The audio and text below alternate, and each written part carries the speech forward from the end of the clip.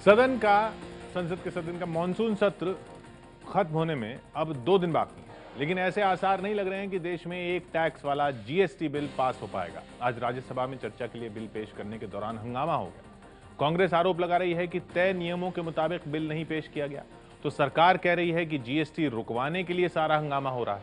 PM ने भी कहा है कि कुछ लोग देश का विकास रोक रहे हैं। अब सवाल यह है कि क्या कांग्रेस देश की तरक्की रोक रही है?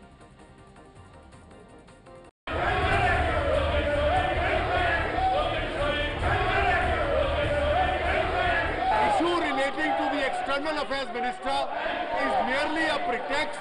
The real reason is they don't want Indian economy to grow, and that is why section after section they have been looking for one pretext or the other.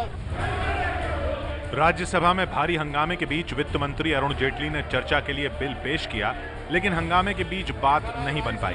अब सदन के बाहर सरकार जीएसटी के फायदे गिना रही है, तो कांग्रेस बीजेपी को पुराने दिनों की याद दिला रही है। टैक्स की कलेक्शन भी बढ़ेगी, जो कमजोर राज्य हैं उनको इससे और अधिक लाभ होगा, देश की जीडीपी से को भी लाभ होगा। जीएसटी का विरोध 5 साल भारतीय जनता पार्टी ने किया और उसका नेतृत्व उस विरोध का श्री नरेंद्र मोदी ने स्वयं किया और इनके वित्त मंत्री गुजरात के। इससे पहले कि सदन उसको ले, उसकी प्रक्रिया होती है, नियमावली है। जीएसटी बिल के पास होते ही excise duty, VAT, service tax खत्म होगा और पूरे देश में एक ही रेट पर सामान मिलेगा। मनोरंजन कर, लग्जरी टैक्स, एंट्री टैक्स और चुंगी जैसी चीजें भी खत्म हो जाएंगी। अलग अलग टैक्स नहीं लगेगा तो सामान बनाने की लागत घटेगी, सामान सस्ता हो सकता है। लेकिन अच्छे दिन के इस फॉर्मूले पर कांग्रेस सामने खड़ी हो गई है। ये दर बिना सीमा के सीमा विहीन नहीं हो सकता, क्योंकि ये पब्लिक इंटरेस्ट के विरुद्ध होगा। 15% हो, 18% हो, वो निश्चित कर सकते हैं, लेकिन वो सुनिश्चित दर और सीमा लिखित रूप से कानून में होनी चाहिए। कांग्रेस की मांग है कि जीएसटी की दर 18% या 15% तय कर दी जाए, जबकि सरकार की दलील है कि यूपीए राज के दौरान ऐसा नहीं कहा गया था। दरअसल सरकार ने उत्पादन करने वाले राज्यों को 1% अतिरिक्त वसूलने की सुविधा दी है, जिसका कांग्रेस विरोध कर रही है। कांग्रेस का तर्क है कि अगर एक्स्ट्रा टैक्स फिक्स कर रहे हैं तो जीएसटी की दर भी तय होनी चाहिए। इसी सरकार ने 1% एडिशनल टैक्स लिख दिया है। हमारे अनुच्छेद 276 में, जो संविधान का अनुच्छेद है, उसमें 2500 रुपए तक प्रति वर्ष सीलिंग टैक्सेस ऑन प्रोफेशन लिखा हुआ है। कांग्रेस की मांग है कि बिजली, तंबाकू और शराब भी जीएसटी के दायरे में लाए जाएं, लेकिन सरकार का तर्क है कि राज्य सरकारें बड़ी मुश्किल से पेट्रोलियम उत्पादों को जीएसटी के दायरे में लाने पर राजी हुई हैं। अगर बिजली, तंबाकू और शराब को भी जीएसटी में लाने पर बात हुई तो मुश्किल से बनी आम राय टूट जाएगी।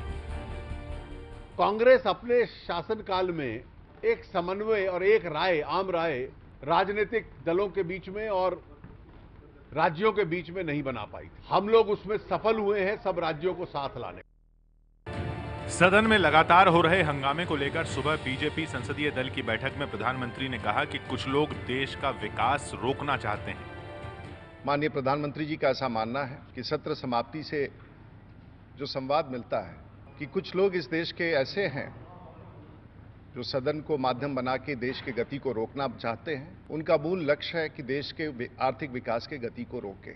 हमको दिखता है कि सरकार अपनी आर्थिक असफलताओं और इकोनॉमी की बहुत धीमी गति पे जो बढ़ोतरी हो रही है, उसको छुपाने के लिए जीएसटी की आड़ ले रही है। कांग्रेस कह रही है कि बरसों से अटके पड़े इंश्योरेंस बिल को हमने पास करवाया, इसलिए हम पर सवाल उठाना सही नहीं है। देश में 7 साल तक इंश्योरेंस का बिल पास नहीं हुआ, उसका दोष भारतीय जनता पार्टी पर है। अगर वो पास हुआ है, उसका श्रेय हम पर है। हालांकि इकोनॉमिक टाइम्स ने देश के टॉप 30 सीईओ के बीच सर्वे किया है, जिसमें 100% सीईओ का मानना है कि विपक्षी दलों का रवैया बर्बादी वाला है और 61% सीईओ का मानना है कि जीएसटी बिल अगर इस साल पास नहीं हुआ तो अर्थव्यवस्था पर बुरा असर पड़ेगा।